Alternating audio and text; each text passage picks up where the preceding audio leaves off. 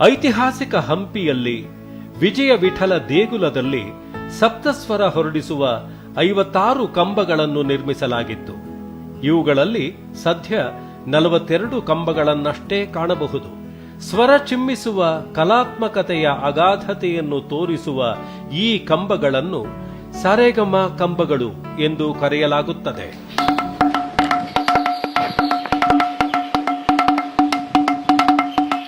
ಜಲತರಂಗ, ಗಂಟೆನಾದ, ಶಾಲಾಗಂಟೆ, ಘಟವಾದ್ಯ, ಡಮರುಗ, ಮೃದಂಗ, ವೇಣುನಾದ ಇವೆಲ್ಲವನ್ನು ಆಲಿಸಲು ಪ್ರವಾಸಿಗಳು ಕನಸು ಕಾಣುತ್ತಾರೆ.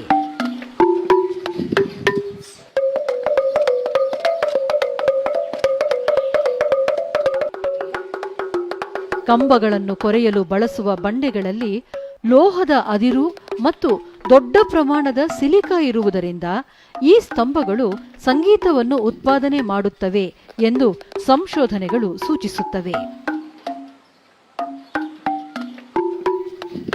ಸುಮಾರು 500 ವರ್ಷಗಳ ಹಿಂದಿನ ಜೀವನವನ್ನು ಚಿತ್ರಿಸುವ ಮಂಟಪದ ಕೆಳಭಾಗದಲ್ಲಿ ಹಲವಾರು ಕೆತ್ತನೆಗಳನ್ನು ಕಾಣಬಹುದು.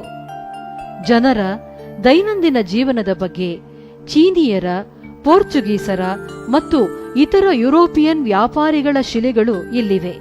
ಇವು ಗತಕಾಲದ ವೈಭವಕ್ಕೆ ಮೂಕ ಸಾಕ್ಷಿಯಾಗಿವೆ.